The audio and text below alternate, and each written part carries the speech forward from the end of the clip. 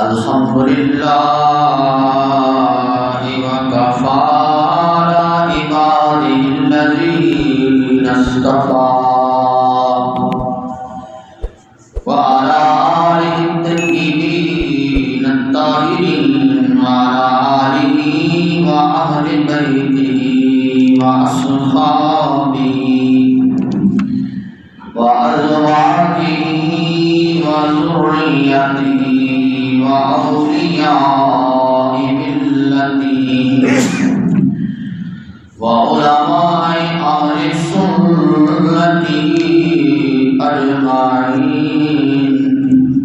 أما بعد فقد قال الله تبارك وتعالى في الكلام المجيد والفرقان الحميد. فأعوذ بالله السميع العليم من الشيطان الرجيم. بسم الله الرحمن الرحيم.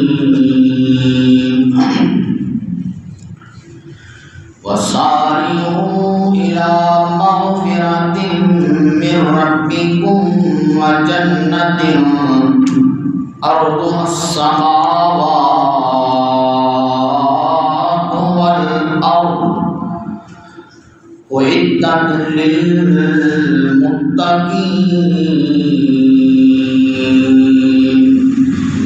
صدق الله المولانا العظيم. ببركة إن الله وملائكته تسليما.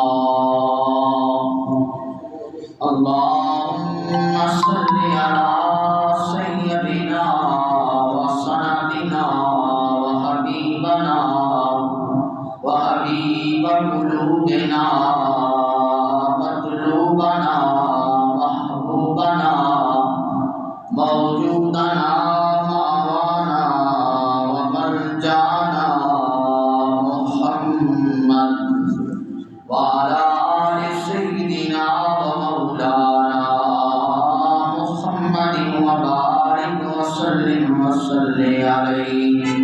الصلاة والسلام عليك يا سيدي يا رسول الله وعلى آلك وأصحابك يا سيدي يا حبيب الله.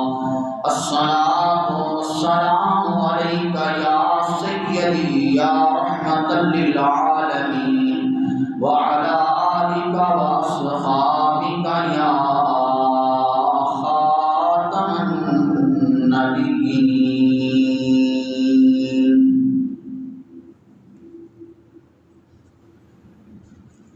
Dan kembali tasbih itu kembali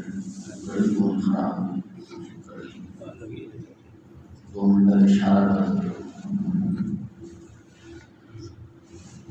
تمام تو سنا خلائق لم یزل قادر مطلق رب الکواکب کی بارگاہ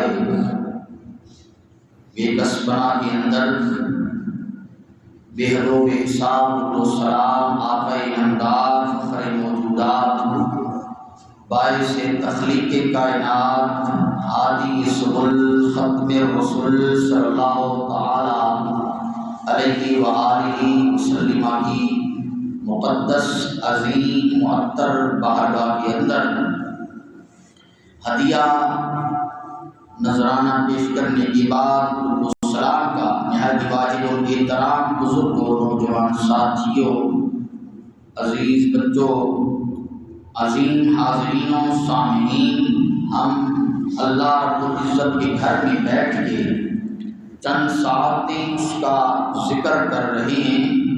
یہ اس کا احسان عظیم ہے. اس پر جتنا بھی شکر کیا جائے بہت کم ہے. حاضرین کرام، آج کے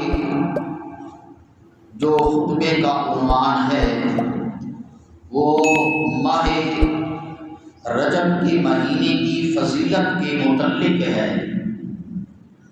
اور اس کے اندر جو نیک عمل کیے جاتے ہیں اس مہینے کی فضیلت کے ساتھ اس کے اندر جو روزے کا اہتمام ہوتا ہے یا عبادت کا، تو اس کے بارے میں احادیث مبارکہ سے ہم اس کی فضیلت کو سمجھیں گے۔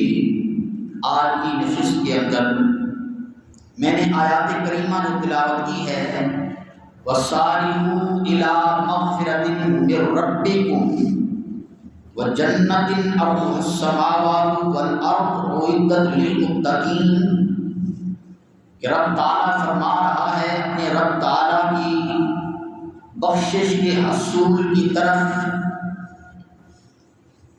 اور اس جنت کی طرف جس کی چوڑائی زمین و آسمان سے زیادہ ہے، دے رہا ہے اس بات کا کہ تم جلدی کرو اللہ رب العزت کے بخشش کے حصول کی طرف اور اس جنت کی طرف جس کی چوڑائی آسمانوں اور زمینوں کے برابر ہے، جو متقین کے لیے تیار کی گئی ہے۔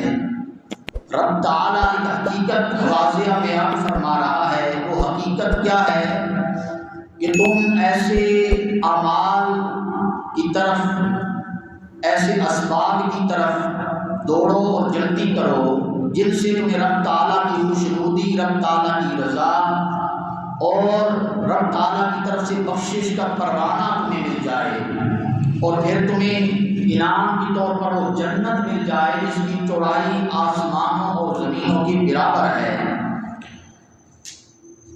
اب کون سے وہ اعمال ہیں؟ اعمال اپنے گناہوں پہ ندامت سے آنسو بہانا، توبہ کرنا، استغفار کرنا، اور پھر دیگر فقہاء علماء کا جو ذوق اور عمل ہے اس آیات کریمہ کے اندر جو نشانی بتائی گئی، جو واضح کیا گیا،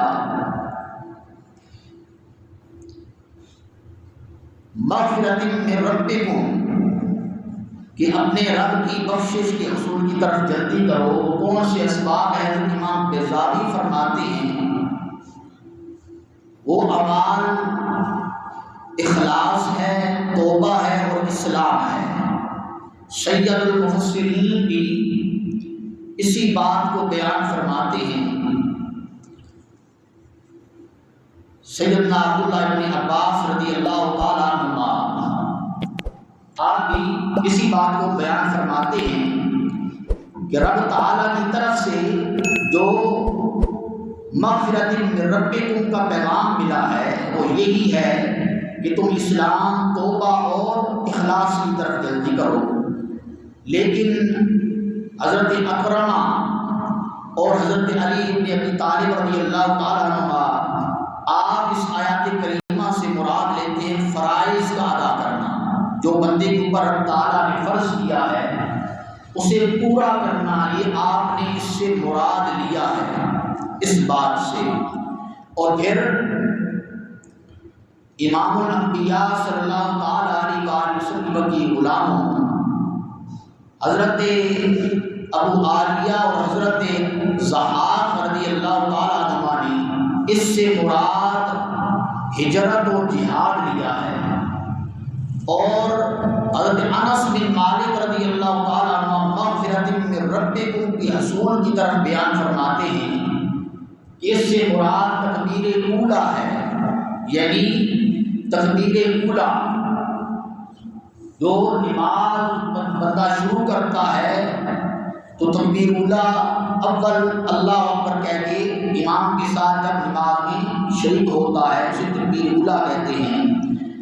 اب یہ آپ نے فرمایا کہ یہ عمل ہے، تو حاضرین کرام